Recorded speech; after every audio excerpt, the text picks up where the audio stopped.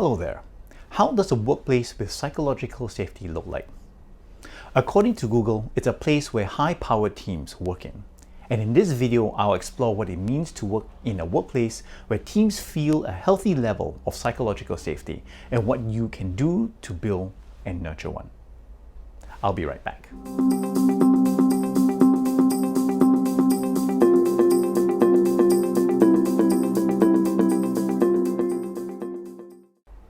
Welcome back. My name is Raymond Huan, and if you own a business, you are interested in business, or you wish to learn about the tips and tricks on how to operate your business better, I encourage you to click on the subscribe button that you see before you right now. In 2015, Google released the results of their research called Project Aristotle, which aimed to find out what it takes for teams to succeed. After 2 years of study, they found that 1 in 5 dynamics that leads to success is psychological safety.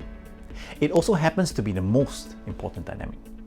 And what psychological safety means is that the team members feel safe to take risks and be vulnerable in front of each other. And what does a workplace with psychological safety look like? Well, let's take a look at it. A psychologically safe workplace to work in is a place where all team members are encouraged and empowered to experiment and find ways to improve processes and protocols. It is a place where all team members are expected to fail at some point.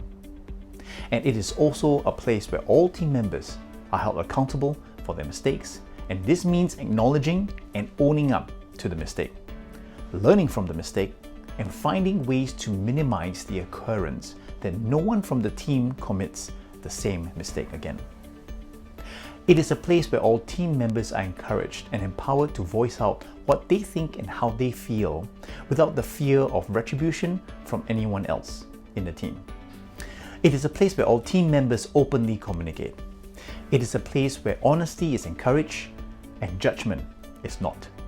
It is a place where all team members enjoy trust and respect. So if you can imagine working in such an office, a psychologically safe workplace sounds like a great place to work.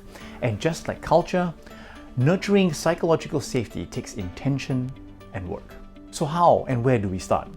Well, Google and Amy Edmondson came out with a checklist to help team members foster psychological safety.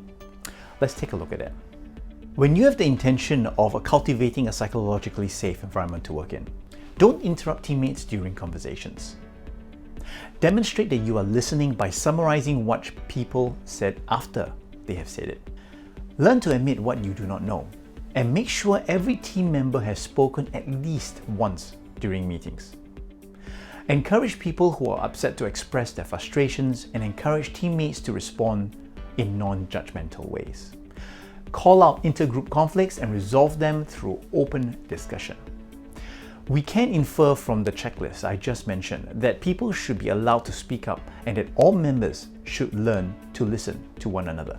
The checklist also provides encouragement for learning. Edmondson also offers changing your mindset about making mistakes and holding people accountable for their mistakes. First, when you find a team member has made a mistake, learn to frame it as a learning problem and not an execution problem. Perhaps the mistake was a result of incomplete information or a misunderstanding of instruction. Or maybe it's a problem with your current processes. Together, you can learn from this mistake and come up with a solution to ensure that it doesn't happen again. Furthermore, the solution often comes from the person who actually created the problem in the first place. So use this mistake as an opportunity to learn more and make things better for the team.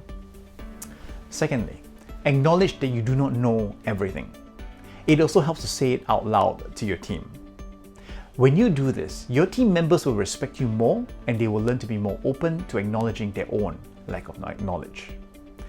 This encourages the team members to ask questions and avoid making false assumptions. Third, instead of making judgment, be curious.